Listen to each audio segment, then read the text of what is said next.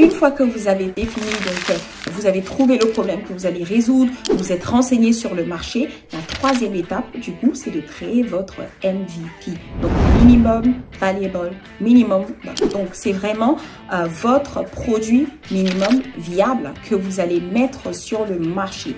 Et pour cela, vous devez en fait aller simple. Trouver vraiment une solution qui vous permet de pouvoir présenter votre accompagnement, votre service, votre produit le plus simplement possible.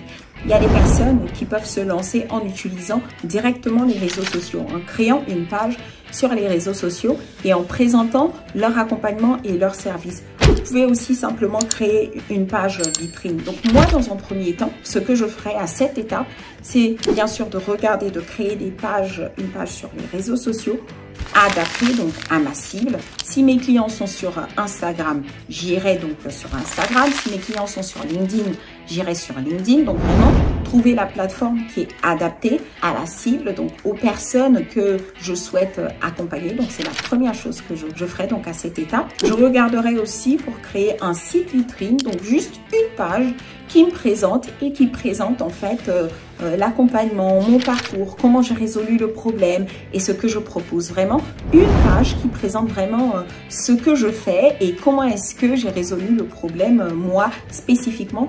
Et du coup, ma promesse est d'accompagner d'autres personnes afin de pouvoir résoudre ce problème. Donc à cette étape, moi je vous propose vraiment dans votre MVP de faire donc un site assez simple, donc une page vitrine pour présenter comment est-ce que vous avez résolu le problème et comment vous pouvez accompagner d'autres personnes et votre force, vraiment ce que vous apportez d'innovant.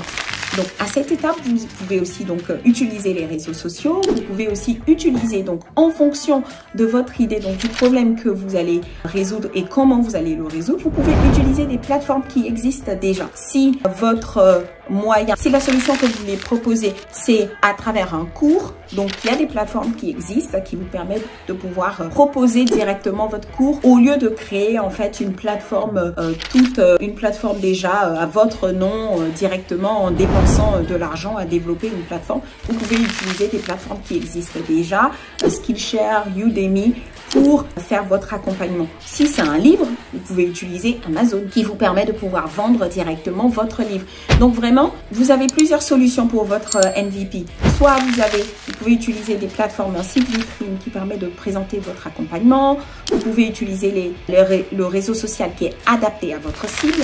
Ou bien vous pouvez aussi utiliser donc une plateforme qui existe déjà pour présenter votre accompagnement. Ensuite, ce que je dirais comme étape suivante, c'est de proposer donc de renforcer la création de contenu. Parce que je ne l'ai pas dit, mais depuis la recherche de l'idée, depuis le moment où vous êtes en train d'auditer votre agenda et que vous avez trouvé votre idée, en fait, vous commencez à communiquer sur les réseaux sociaux. C'est très important parce que la communication sur les réseaux sociaux, elle va vous permettre d'affiner votre idée, de préciser en fait donc dans le problème que vous avez résolu, la façon dont vous l'avez résolu, comment est-ce que votre cible souhaite être accompagnée. Si elle veut être accompagnée à l'aide d'un livre, avec des conseils particuliers ou bien une formation, en fait, en écrivant sur les réseaux sociaux, en publiant et avec les retours, les commentaires et les réactions des personnes sur les réseaux sociaux, personnellement, mon accompagnement est vraiment mon MVP. Et ça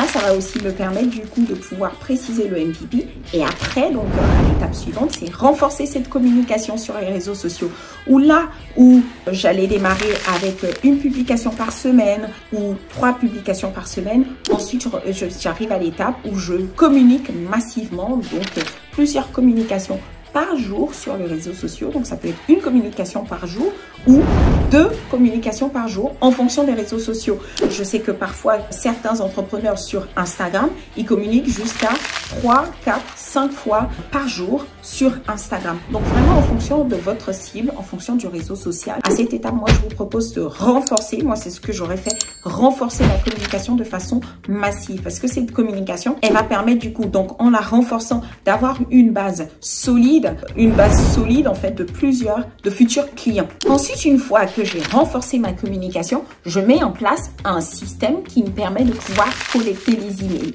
Donc les emails de mes futurs clients et des emails de personnes qui sont intéressées par ma solution, je vais donc faire une newsletter et donc réduire peu à peu, donc progressivement, mon tunnel. Et là, je vais communiquer sur ma solution, communiquer à quel point elle est efficace, communiquer à quel point elle va apporter du changement dans la vie des personnes qui ont rejoint la newsletter. Et ça va me permettre aussi de pouvoir vendre. Donc vraiment, avec la newsletter, je récupère, donc je mets en place un système via les réseaux sociaux, récupérer les emails, via mon site internet et aussi via la plateforme que j'aurais utilisée si j'utilise une plateforme intermédiaire, mais vraiment un système qui me permet de collecter les emails de mes clients.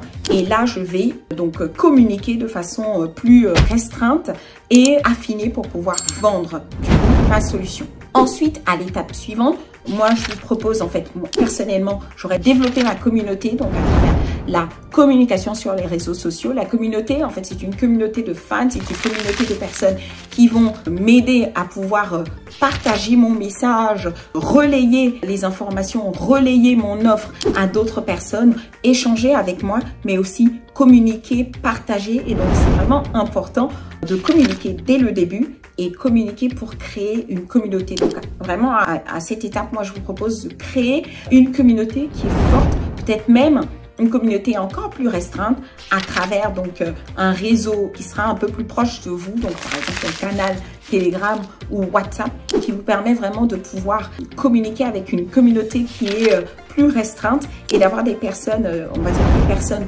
proches de vous qui vont relayer les messages à d'autres.